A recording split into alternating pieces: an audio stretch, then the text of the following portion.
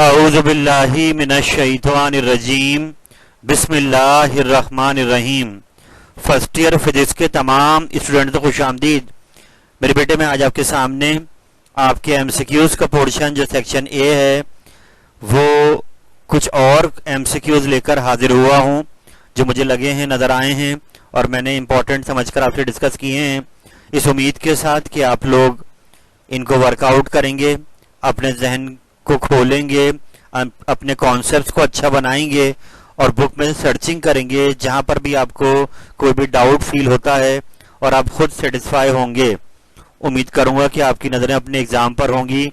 और बेटे बहुत ही इंपॉर्टेंट पोर्शन है आपका, सेक्शन है एमसीक्यूज का, तो मेरी कोशिश यही है कि वक्तन फवक्तन आपको वीडियोस बनाकर एमसीक्यूज के पोर्शंस को वर्कआउट कराऊं और आपका जहन खोलूं। 42 एमसीक्यूज आर वेरी क्रूशल। जो मुझे इंपॉर्टेंट दिखाई दे रहे हैं मैं आपके साथ डिस्कस कर रहा हूं, इस उम्मीद के साथ कि आप अपने फर्स्ट ईयर एग्जाम की भरपूर तैयारी कर रहे होंगे और आप एक एक नंबर के लिए फाइट करेंगे। आइए अपने इन इंपॉर्टेंट एमसीक्यूज का आगाज करते हैं। बेटा ये पहला सवाल आपके सामने आ रहा है चैप्टर नंबर 2 से। स्केलर वेक्टर वाला चैप्टर बहुत ही आसान सा एमसीक्यू है कि एक वेक्टर हमें दिया हुआ है, न्यूमेरिकल में हम लोग ये काम कर चुके हैं, इसके पैरेलल ये हमसे मांग रहा है एक यूनिट वेक्टर, यानी इस वेक्टर के पैरेलल हमें एक वेक्टर का यूनिट वेक्टर तैयार करना है। तो बहुत ही इजी, आपको पता है जब दो वेक्टर्स पैरेलल होते हैं तो उनकी डायरेक्शन सेम होती है, उनका यूनिट वेक्टर सेम होता है, तो हम इसका यूनिट वेक्टर बनाते हैं। यानी आपको पता है यूनिट वेक्टर कैसे बनता है कि वेक्टर को डिवाइड किया जाता है उसकी मैग्नीट्यूड से। इट मींस आप इस वेक्टर की पहले मैग्नीट्यूड निकालेंगे, आई वाले का स्क्वायर, जे वाले का स्क्वायर, के वाले का स्क्वायर, तीनों में 1 1 आ रहा है, इसको प्लस कराया, √3 आ गया। और अब यूनिट वेक्टर फॉर्मूला है कि वेक्टर ऊपर रखेंगे, मैग्नीट्यूड नीचे, तो इसलिए आपका ये लास्ट ऑप्शन जो दिखाई दे रहा है ये करेक्ट है। आप इसको फिल करके देखिएगा। हम चलते हैं आगे। सेकंड एमसीक्यू चैप्टर नंबर 2 से आ रहा है जो मैं पहले भी डिस्कस कर चुका हूं आपके साथ कि अगर डॉट प्रोडक्ट दो वेक्टर का 0 आ रहा हो और क्रॉस प्रोडक्ट का आंसर भी 0 आ रहा हो तो इट मींस, ये मैंने नीचे दिखाया है आपको कर कि अगर डॉट प्रोडक्ट 0 आएगा और अगर एंगल पे कहानी जाती है तो वह एंगल 90 डिग्री दिखाई दे रहा है, और अगर क्रॉस प्रोडक्ट की मैग्नीट्यूड 0 आएगी और एंगल पे कहानी जाती है तो वो एंगल 0 डिग्री आ रहा है, यानी कि पैरेलल होंगे वेक्टर्स। तो इट मींस अभी अगर डॉट और क्रॉस दोनों 0 हो रहे हैं तो ये सिचुएशन एंगल की वजह से नहीं हो रही। अब या तो ए नल वेक्टर है या बी नल वेक्टर है या दोनों नल वेक्टर हैं। तो आपको जो ऑप्शंस यहाँ गिवन है, पहला ऑप्शन पैरेलल का दिया हुआ है जो कि गलत होगा क्योंकि यहाँ पर एंगल की बात नहीं हो सकती, परपेंडिकुलर भी मुमकिन नहीं है, एंटी पैरेलल भी मुमकिन नहीं है। इट मींस फोर्थ ऑप्शन बिल्कुल सही है, आइदर ए और B is a null vector या both of them null vector हो सकते हैं। तो ये बहुत ही अच्छी ब्लैंक बनी हुई है, आप इसको फिल करके देखिएगा और मकसद इन ब्लैंक्स को दिखाने के लिए कि अपने कॉन्सेप्ट्स को आप बनाएं। हम चलते हैं आगे। अगला सवाल आपके सामने आ रहा है जहां पर ये पोजीशन वेक्टर की बात कर रहा है, लेकिन एक खास नाम उसने आगे दिया हुआ है, X Z plane is given by, यानी कि ये आपने 3 डायमेंशन पढ़े हैं वेक्टर्स के, तो आई जे के तीनों होते हैं, मगर यहाँ ये खाली एक्स जेड प्लेन की बात कर रहा है। तो एक्स जेड प्लेन मींस कि जो एक्स और जेड एक्सिस के दरमियान में वेक्टर बने पोजीशन वेक्टर, वो ये कहलाएगा ऐसा पोजीशन वेक्टर जो एक्स जेड प्लेन पे ड्रॉ हो रहा हो। तो एक्स जेड प्लेन पर ड्रॉ होने के लिए दो यूनिट वेक्टर के कंपोनेंट होना जरूरी हैं, आई और के। तो एक्स आई प्लस जेड के, ये जो आपको थर्ड ऑप्शन दिया हुआ है ये इसका करेक्ट आंसर है क्योंकि ये वेक्टर लाई करेगा एक्स जेड प्लेन पर। तो आप इसको फिल करके देखिएगा। हम चलते हैं आगे।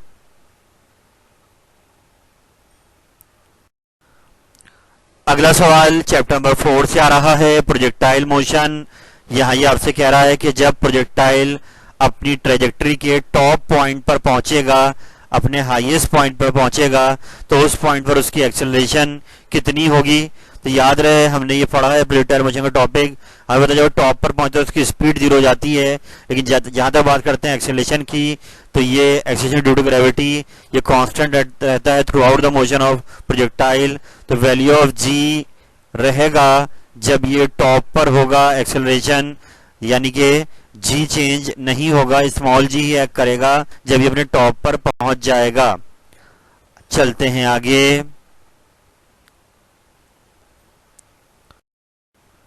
नंबर 5 आ रहा है आपके सामने, the rate of change of angular momentum respect to reference to time. तो ये तो हमारा चैप्टर 5 है फर्स्ट ईयर फिजिक्स का, और ये हम काफी बार कर चुके हैं।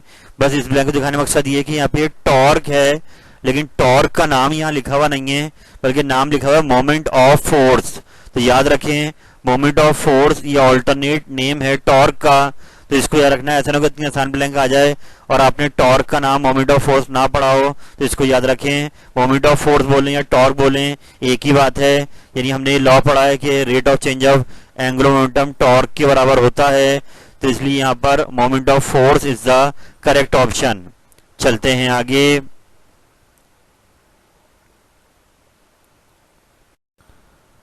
नंबर 6 एमसीक्यू भी सेम वैसे ही है कि ये जो law of conservation of angular momentum है, ये उसी की स्टेटमेंट आई हुई है कि जब नेट टॉर्क की सिस्टम पर एक्ट करने वाला 0 हो जाए तो नीचे दी हुई कौन सी चीज कांस्टेंट हो जाती है। तो ये हम बहुत बार कर चुके हैं, एंगुलर मोमेंटम कंजर्व रहता है। ये नीचे लॉ की स्टेटमेंट भी लिखती है कि अगर नेट टॉर्क 0 हो जाए तो एंगुलर मोमेंटम पार्टिकल और सिस्टम पार्टिकल्स का क्या रहेगा, कांस्टेंट रहेगा। हम चलते हैं आगे।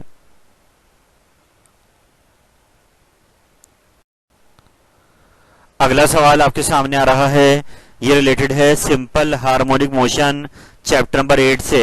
तो यहाँ ये पूछ रहा है कि बताइए अगर एक बॉडी एग्जीक्यूट कर रही है सिंपल हार्मोनिक मोशन को, तो उसकी एक्सेलरेशन किस पॉइंट पर मैक्सिमम होगी, यानी ड्यूरिंग एसएचएम पिक करना है, वो कौन सा पॉइंट होगा जहां उसकी एक्सेलरेशन मैक्सिमम हो। तो बेटे मैंने नीचे यहाँ पे शो कर दिया है, ये एसएचएम का जो डेफिनेशन है, जो कंडीशन ऑफ एसएचएम है, वो भी यही है कि एक्सेलरेशन डिपेंड करता है डिस्प्लेसमेंट के ऊपर, और जहां डिस्प्लेसमेंट ज्यादा होगा वहां पर एक्सेलरेशन भी क्या होगी, ज्यादा। ये माइनस साइन तो खाली डायरेक्शन शो करता है, जितना ज्यादा आप डिस्प्लेस करेंगे उतनी तेज एक्सेलरेशन से ये मोशन स्टार्ट होगा। इट मींस डिस्प्लेसमेंट जितना ज्यादा हो, तो अब ये बात कर रहे हैं एक्सट्रीम पोजीशन की। आपने पेंडुलम पढ़ा है, पेंडुलम में भी आप देखते हैं रिलेशन सिंगुलर स्टेप बनता है। तो जब ये मीन पोजीशन पर बॉब पेंडुलम का होता है तो वहां पर डिस्प्लेसमेंट 0 होता है, तो मीन पोजीशन पे नहीं होगा। ये एक्सट्रीम पोजीशन पर जब जाएगा तो इसका डिस्प्लेसमेंट क्या हो जाएगा, मैक्सिमम, वो अपना एम्पलीट्यूड बन जाएगा, और वहां से जब उसको छोड़ेंगे तो एक्सेलरेशन सबसे ज्यादा रखेगा अपने अंदर। इट मींस जब बॉडी एक्सट्रीम पोजीशंस पर होगी तो उसकी एक्सेलरेशन मैक्सिमम होगी। तो it means extreme position is the correct answer. आप इसको चेक करके देखिएगा। हम चलते हैं आगे।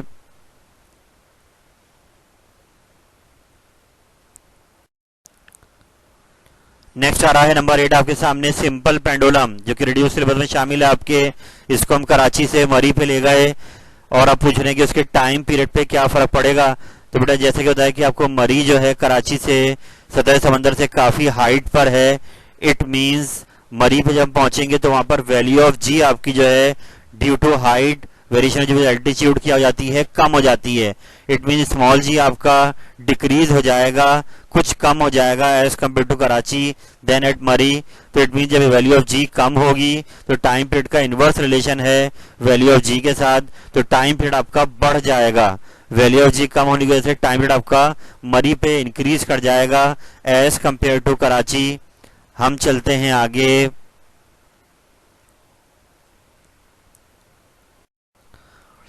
अगला एमसीक्यू नंबर 9 आपके सामने आ रहा है। दोबारा ये रिलेटेड है सिंपल हार्मोनिक मोशन से। तो मेरे बेटे याद रखें, एसएचएम के आपकी बुक के चैप्टर नंबर 8 में 3 मोशन डिस्कस किए गए हैं। एक स्प्रिंग वाला मोशन है, एक पेंडुलम का मोशन है, और एक सर्कुलर मोशन की प्रोजेक्शन है उसके डायमीटर पर। और उन्होंने इन तीनों मोशंस को अलग अलग सॉल्व कर प्रूव करा कि एसएचएम है, और उनमें ये पैरामीटर्स बनाए, वेलोसिटी बनाई, डिस्प्लेसमेंट बनाई, एक्सेलरेशन बनाई, एम्पलीट्यूड बनाया। तो यहाँ ये सवाल एसएचएम से ही कर रहा है।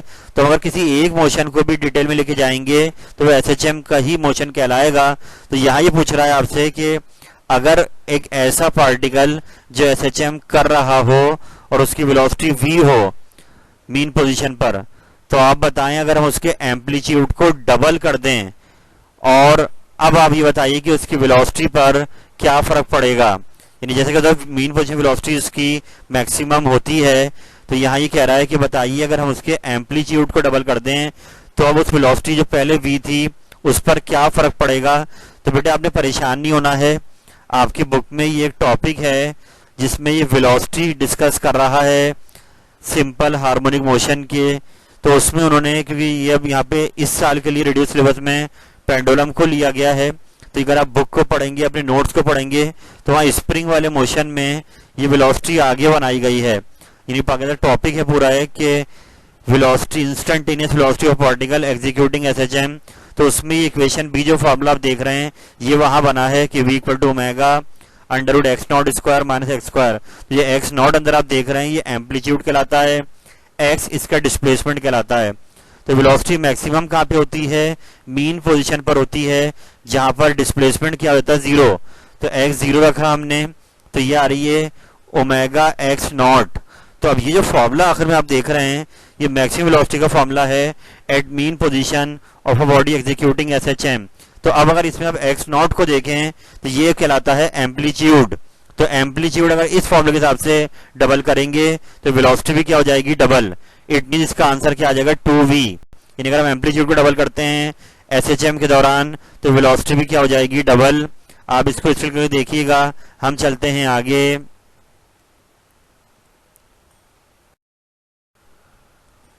नंबर 10 आपके सामने आ रहा है और ये पूरा न्यूमेरिकल है जैसा आपने प्रोजेक्टाइल मोशन में किया है कि ये एक लोकस की टेक ऑफ स्पीड मांग रहा है, वी मांग रहा है, आगे उसमें लॉन्च एंगल दिया हुआ है और रेंज गिवन है। तो ये न्यूमेरिकल जैसे आप करते हैं अपने चैप्टर 4 में ये वैसे ही होगा और मैंने इसको कर दिया है। आप इसको स्टिल करके देखिएगा, इसका आंसर 2.9 आ रहा है। हम चलते हैं आगे।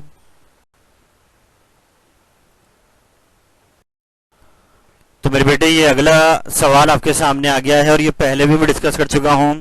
आपकी किताब के अंदर डॉपलर इफेक्ट चैप्टर नंबर 8 में पढ़ाया गया है साउंड वेव्स के हवाले से। मगर याद रहे बेटे डॉपलर इफेक्ट लाइट वेव्स के लिए भी अप्लाई होता है। यानी जो साइंटिस्ट हैं डॉपलर, ये लाइट पे पहले उन्होंने दिया था ये इफेक्ट, बाद में साउंड पर आया। तो याद रखें डॉपलर इफेक्ट दोनों पे अप्लाई होता है, light and sound waves both. हम चलते हैं आगे। नंबर 12 आपके सामने आ रहा है। ये कॉन्वेक्स लेंस की फोकल लेंथ दी हुई है 5 सेंटीमीटर और ये इस लेंस की मैग्नीफाइंग पावर मांग रहा है। यानी यहाँ आप ये समझ लें क्योंकि इसका यूनिट नहीं है तो ये सिंपल माइक्रोस्कोप की बात हो रही है, उसमें भी एक ही कॉन्वेक्स लेंस लगता है। तो यहाँ पर उस कॉन्वेक्स लेंस की फोकल लेंथ गिवन है। तो आपने क्या करना है, फॉर्मूला याद करना है सिंपल माइक्रोस्कोप की मैग्नीफाइंग पावर का, वो है m equal to 1 plus D upon F. D आपको पता है least distance of distinct vision 25 centimetre होता है, एफ आपको यहाँ दिया हुआ है 5 सेंटीमीटर। दोनों को लाके आपने पुट करा फॉर्मूले में, तो यूं कैंसिल आउट होने के बाद m का आंसर 6 आ रहा है। हम चलते हैं आगे।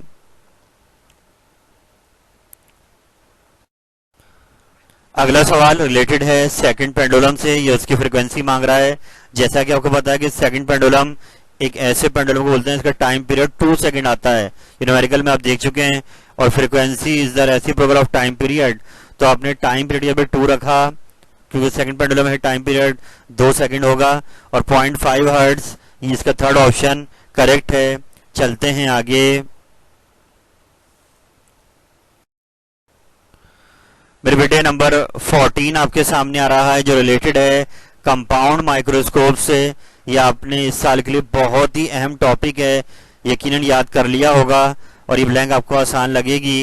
ये बोल रहा है कि बताइए ऑब्जेक्टिव कॉन्वेक्स लेंस जो होता है कंपाउंड माइक्रोस्कोप में उसकी focal length eyepiece convex lens मुकाबले में कैसी होती है।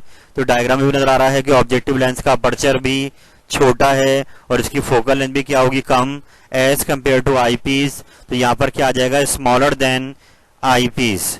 तो इट मीन्स ये ब्लैंक कंपाउंड से आई है, आप इसको खुद देखिए। चलते हैं आगे।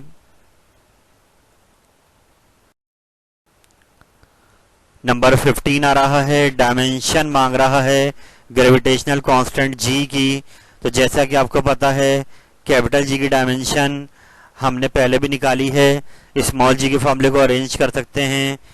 यहाँ पर कैपिटल जी के लिए आर स्क्वायर ऊपर आ गया, मास नीचे आ गया, small g acceleration to gravity है, आर आपका रेडियस या डिस्टेंस है, एल स्क्वायर मास आपका एम हो गया।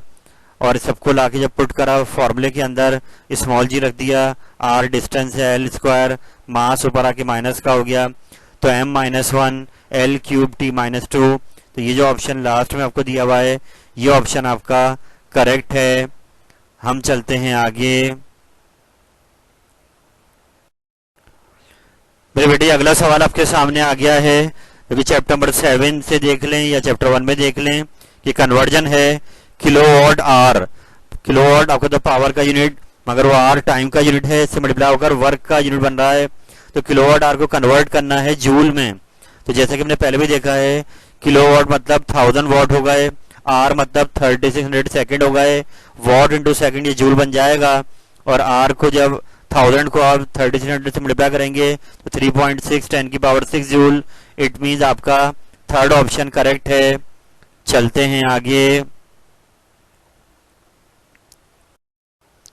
अगला एमसीक्यू आपका आ गया है नंबर 17। नीचे हमें 4 क्वांटिटीज के ग्रुप बना के दिए हुए हैं, उनमें से पिक करना है कि किस ग्रुप की जो डायमेंशन है वो सेम नहीं है।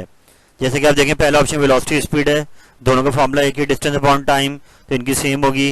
प्रेशर और स्ट्रेस का फॉर्मूला एक ही है, force per unit area. Work और एनर्जी की डायमेंशन एक ही है। इट मीन्स एक ही ऑप्शन है फोर्स एंड इम्पल्स। तो यहाँ मैं तस्करा कर दूं कि इम्पल्स अगर आपको बुक में नजर नहीं आ रहा है तो इम्पल्स असल में एक एप्लीकेशन ऑफ फोर्स है फॉर सम टाइम, यानी कि इम्पल्स कुछ देर के लिए लगने वाली फोर्स को कहते हैं, यानी इसमें टाइम बहुत थोड़ा होता है। तो फोर्स अलग है, तो यहाँ पे डायमेंशन ऑफ फोर्स में पता ही है MLT -2 होती है। डायमेंशन ऑफ इम्पल्स जो है ये फोर्स इनटू टाइम है, यानी कि फोर्स ये फॉर्मूला है इम्पल्स का, फोर्स इनटू टाइम। तो फोर्स की डायमेंशन यहाँ आ गई, आगे टाइम का एक टी मल्टीप्लाई हुआ, तो यूं इम्पल्स की डायमेंशन फोर्स के सेम नहीं आ रही है। इसलिए ये जो ग्रुप है इनके डायमेंशंस अलग अलग हैं, बाकी तीनों ग्रुप के डायमेंशंस क्या हैं, सेम। इसको याद रखें।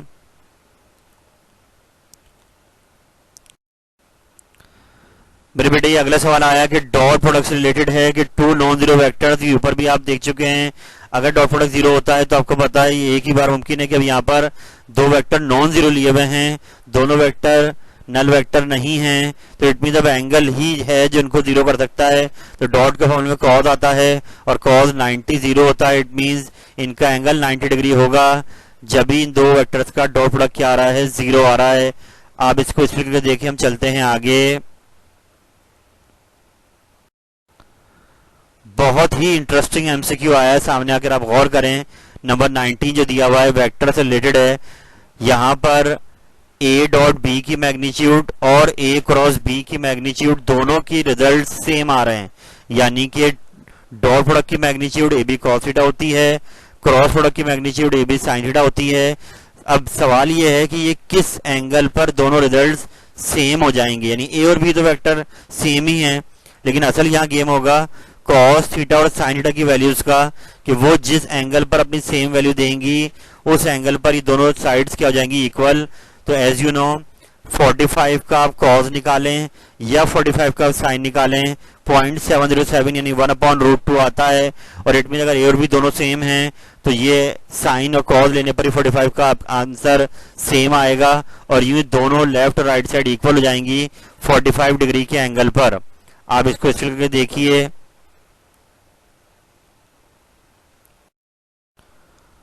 नंबर 20 तो आपने बहुत अच्छा याद किया हुआ है, ये इस साल का बहुत इंपॉर्टेंट टॉपिक भी है, न्यूटन फॉर्मूला लेप्लास करेक्शन। तो ये कह रहा है कि Laplace formula is drive from which change, यानी कि नीचे चेंज के नाम दिए हुए हैं, तो मैंने नीचे मेंशन कर दिया है कि लेप्लास ने, आपको याद होगा, वर्कआउट करा था न्यूटन के फॉर्मूले पर, और उसमें बताया था कि 16% एरर है, क्योंकि न्यूटन ने अज्यूम करा था कि जो प्रोपेगेशन ऑफ साउंड वेव है वो आइसोथर्मल प्रोसेस है, टेम्परेचर इस दौरान कांस्टेंट रहता है, लेकिन लेप्लास ने बाद में उसको करेक्ट करा और उसने बताया कि ये आइसोथर्मल नहीं है बल्कि ये एडियाबैटिक प्रोसेस है, यानी टेम्परेचर चेंज जरूर होता है मगर साउंड वेव्स को टाइम नहीं मिल पाता उस टेम्परेचर को बाहर आने का, इसलिए एक ऐसा प्रोसेस जहाँ पर हीट एनर्जी ट्रांसफॉर्म ना हो, यानी कि हीट एनर्जी इनपुट से आउटपुट में ना आए, सिस्टम से बाहर इंटरनल से एक्सटर्नल ना आए, वो कहलाता है एडियाबैटिक प्रोसेस।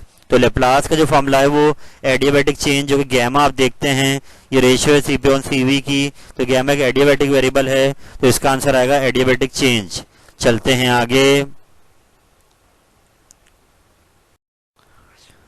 21 आपके सामने आ रहा है, लाउडनेस और pitch of sound in air depends upon, यानी नीचे उन्होंने लाउडनेस और पिच किस जो आपको ऑप्शंस दिए हुए उनमें से पिक करना है कि किस पेयर पर ये लाउडनेस और पिच का पेयर डिपेंड कर रहा है। तो लाउडनेस इंटेंसिटी डिपेंड करती है मगर पिच वेलोसिटी पे डिपेंड नहीं करती। लाउडनेस फ्रीक्वेंसी एंड वेलोसिटी, और आखिरी option frequency and number of harmonics, ये तीनों गलत हैं। तीसरा ऑप्शन करेक्ट है कि लाउडनेस इंटेंसिटी पे डिपेंड करती है और पिच क्लास ऑफ फ्रीक्वेंसी है, तो इट मीन थर्ड ऑप्शन आपका करेक्ट है, जो नीचे मेंशन भी कर दिया है। आप इस करके देखिएगा। हम चलते हैं आगे। बेटा अगला सवाल आ रहा है सामने आपके, ये रिलेटेड है साउंड वेव्स से, कि जब साउंड ट्रेवल करती है साउंड वेव्स एयर से वाटर में, तो बताएं नीचे दी हुई कौन सी चीज चेंज नहीं होती। तो याद रखें बेटा इसको कि फ्रीक्वेंसी जो है वेव की वो मीडियम पे डिपेंड नहीं करती, टेम्परेचर पे डिपेंड नहीं करती, बाकी चीजें चेंज हो सकती हैं लेकिन फ्रीक्वेंसी कांस्टेंट रहेगी। जब वो एयर से वाटर में जाएगा तो frequency is the correct answer. चलते हैं आगे।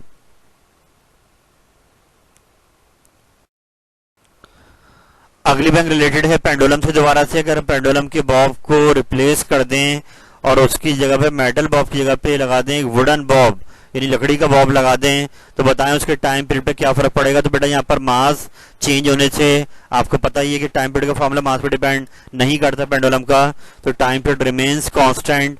अगर आप उसी रेडियस का वुडन बॉब लगा देते हैं तो टाइम पीरियड पे चेंज नहीं पड़ेगा।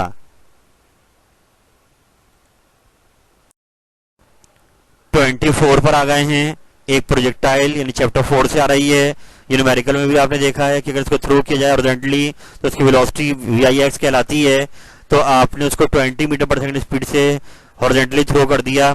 सवाल ये है कि बताएं 5 सेकंड बाद जो इसकी VIX का यानी वेलोसिटी का x कंपोनेंट होगा वो कितना होगा। तो डेफिनेशन यही है बेटा प्रोजेक्टाइल मोशन की कि वेलोसिटी का एक कंपोनेंट जो कि हॉरिजॉन्टल कंपोनेंट होता है वो चेंज ही नहीं होता, चाहे उसको आप ड्यूरिंग प्रोजेक्टाइल मोशन कहीं भी ऑब्जर्व करेंगे। तो इसका आंसर 20 मीटर पर सेकंड ही आएगा। 25 भी इसी वही है। वेलोसिटी ऑफ साउंड मैक्सिमम होगी नीचे दी हुई किस स्टेट में, तो आयरन के सॉलिड है तो आयरन में मॉडल वेलोसिटी बहुत ज्यादा होगा, इसलिए वेलोसिटी ऑफ साउंड आयरन में क्या होगी, मैक्सिमम। हम चलते हैं आगे। मेरे बेटे ये अगला MCQ आपके सामने आ गया है 26। आसान सी ब्लैंक के ऊपर भी आ चुकी है। The dot product vanishes at an angle of, तो बेटा पूछ रहा है किस एंगल पर डॉट प्रोडक्ट वैनिश माने खत्म हो जाना। डॉट प्रोडक्ट दो वेक्टर का आंसर 0 आ जाए तो ये 90 डिग्री के एंगल पर आएगा। ये ऊपर ही हम लोग देख चुके हैं। 27 भी इधर ही लिखा हुआ है। आइए इसको देखते हैं। 27 में कह रहा है terminal velocity is in accordance with, तो बेटा ये खास नाम है टर्मिनल वेलोसिटी।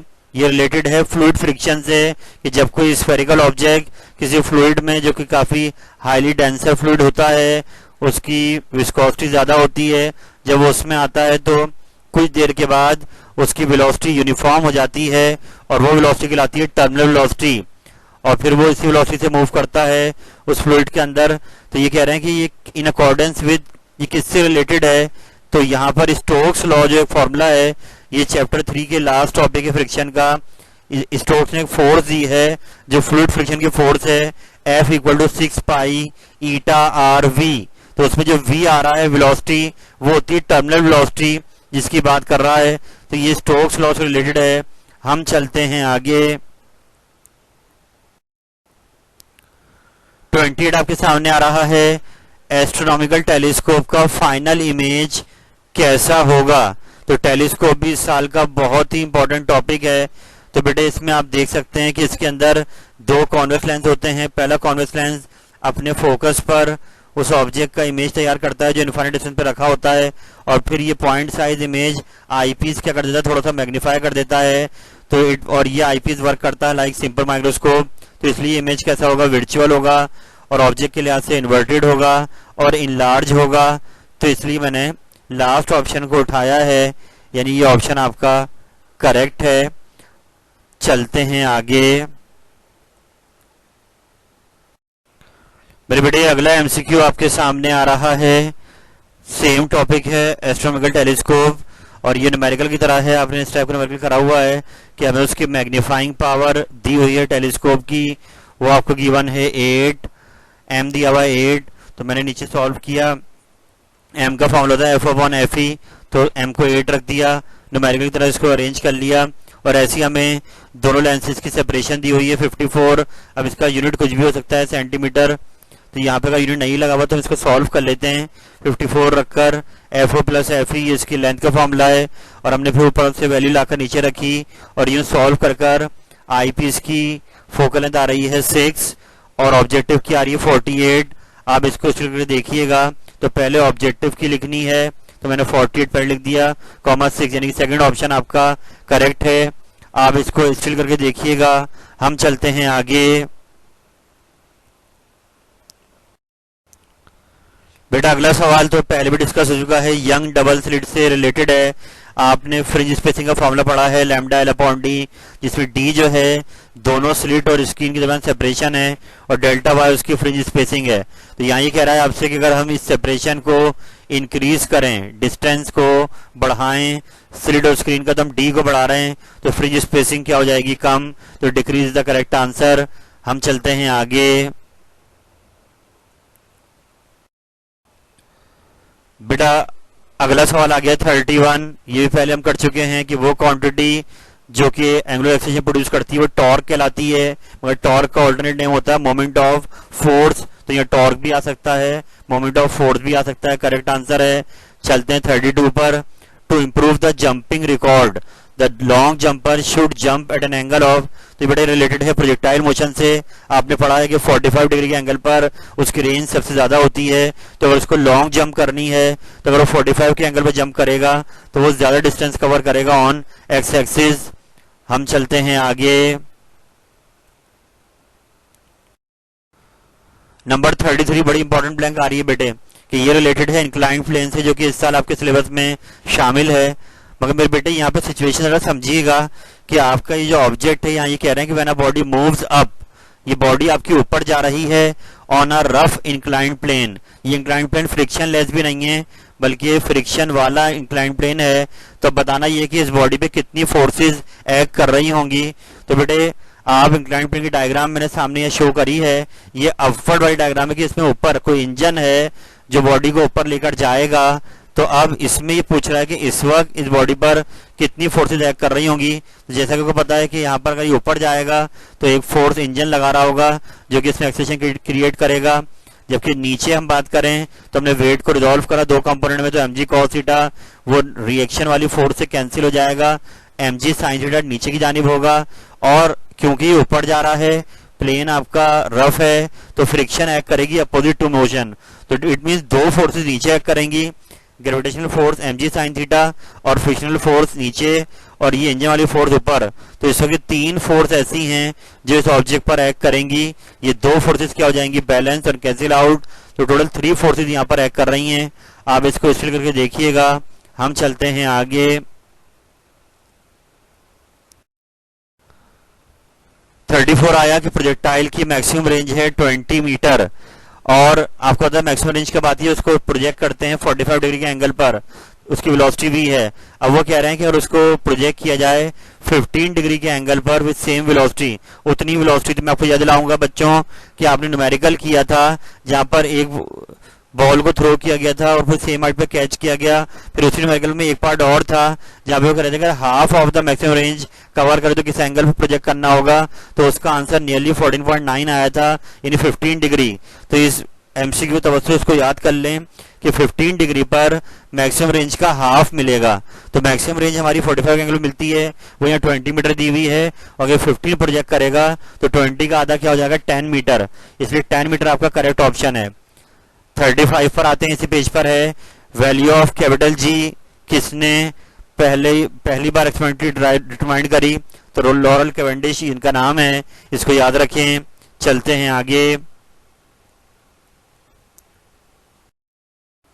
36 पे आ जाएं, एक बार फिर रिलेटेड है प्रोजेक्टाइल मोशन से। जैसा कि आपको पता है कि रेंज और हाइट के फॉर्मूलाज यहाँ पर यूज हो रहे हैं, और ये 45 के एंगल पूछ रहा है कि बताओ रेंज और हाइट की रेशियो कितनी आएगी। तो मैंने नीचे रेंज का फॉर्म लिखा, फिर हाइट का फॉर्म लिखा, एंगल को दोनों में रखा 45, तो आर आ रहा है v i square upon g, height आ रहा है v i square upon 4g। आप इन दोनों की अब रेशियो मांग रहा है सवाल में, रेंज को ऊपर रखना है, हाइट को नीचे, तो मैंने रेंज को ऊपर रखा, हाइट को नीचे, तो यहाँ पर ये ऊपर जाके रेसिप्रोकल हो जाएगा, वी आई स्क्वायर से वी स्क्वायर कैंसिल, और ये बन जाएगा 4g अपॉन जी, जी से जी कट गया, तो 4:1। आप इसको स्टिल करके देखिएगा, 4:1 पहला ऑप्शन करेक्ट है। हम चलते हैं आगे।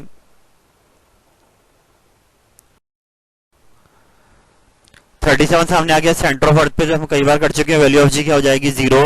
38 पर आ जाएं, एंगल थीटा की डायमेंशन मांग रहा है, तो थीटा की डायमेंशन नहीं होती है, डायमेंशन लेस होता है, इसलिए एम पे भी 0, एल पे भी 0, टी पे भी 0, यानी तीनों की पावर 0 जाएंगी जब ये गायब हो जाएंगे यहाँ से, और थीटा डायमेंशन लेस होता है। हम चलते हैं आगे। 39 आपके सामने यार, रोलिंग फ्रिक्शन इज ऑलवेज, तो बेटा लेस आएगा, रोल अलग है, रोल में आप समझ सकते हैं कि जब वो सरफेस से कांटेक्ट उसका कम हो रहा होगा, स्लाइड के अंदर घसीट रहे होंगे तो वहां सरफेस से कांटेक्ट ज्यादा होगा, तो इसलिए रोलिंग फ्रिक्शन लेस होगी देन स्लाइडिंग फ्रिक्शन। 40 पर आ जाएं, इक्विलिब्रियम अगर बॉडी है तो उसके बाद एक्सेलरेशन नहीं होगा। 41 पर आ जाएं, स्पीड ऑफ साउंड वैक्यूम में क्योंकि मीडियम नहीं होता है, साउंड में मैकेनिकल वेव, इनको मीडियम चाहिए प्रोपगेशन के लिए, तो यहाँ स्पीड 0 आएगी। आप इसको स्टिल करके देखिएगा। हम चलते हैं आगे। 42 लास्ट एमसीक्यू आ रहा है, नीचे दी हुई कौन सी प्रॉपर्टी साउंड की अफेक्टेड होती है by change in air temperature. इसका जवाब बहुत आसान सा है, वेवलेंथ टेम्परेचर के चेंज होने से बढ़ जाती है, इंक्रीज होने से बढ़ जाती है, कम होने से कम हो जाती है, तो वेवलेंथ इफेक्टेड होती है टेम्परेचर से। जब भी वेलोसिटी भी इफेक्टेड हो जाती है साउंड वेव की, क्योंकि यहाँ पे लैम्डा चेंज होता है इसलिए वी भी चेंज हो जाता है। तो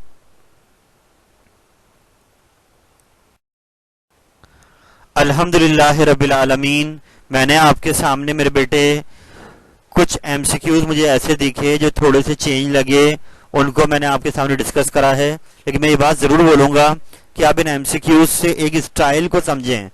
स्टाइल ये कि किस अंदाज से एमसीक्यू आ रहा है।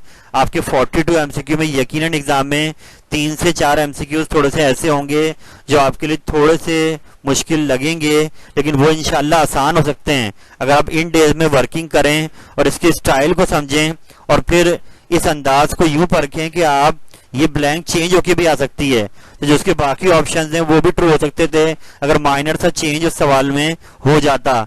तो आप हर ब्लैंक को बिल्कुल एक गोल्ड समझते हुए उसके चारों ऑप्शंस को वर्क कीजिए कि बाकी 3 ऑप्शन कब कब सही हो सकते थे। तो ये एक तरीका है एमसीक्यूज को अच्छा करने का। और बेटा अब काम की बात पर आते हैं कि आपके एग्जाम बहुत करीब आ चुके हैं। मैं आपको जगाना चाहूंगा कि फर्स्ट ईयर में जितनी अच्छी परसेंटेज आप स्कोर कर लेंगे, सेकंड ईयर में आपके चांसेस उतने अच्छे हो जाएंगे उसको मेंटेन करने के। तो बहुत ही ज्यादा क्रूशियल डेज आपके चल रहे हैं एकेडमिक कैरियर के। आपको कुछ भी बनना है, इंटर की परसेंटेज बहुत ही वैल्यूएबल है। अगर आप अपने चांसेस बढ़ाना चाहते हैं, आगे बढ़ने के ऑप्शंस खोलना चाहते हैं, अपने वालिदैन का नाम रोशन करना चाहते हैं, तो बिग रिजल्ट फर्स्ट ईयर का है। याद रखें, फर्स्ट ईयर में आप जितना अच्छा स्कोर कर जाएंगे आगे सेकंड ईयर में मेंटेन हो जाएगा और बहुत कुछ चेंज हो सकता है आपके चंद दिनों की मेहनत से।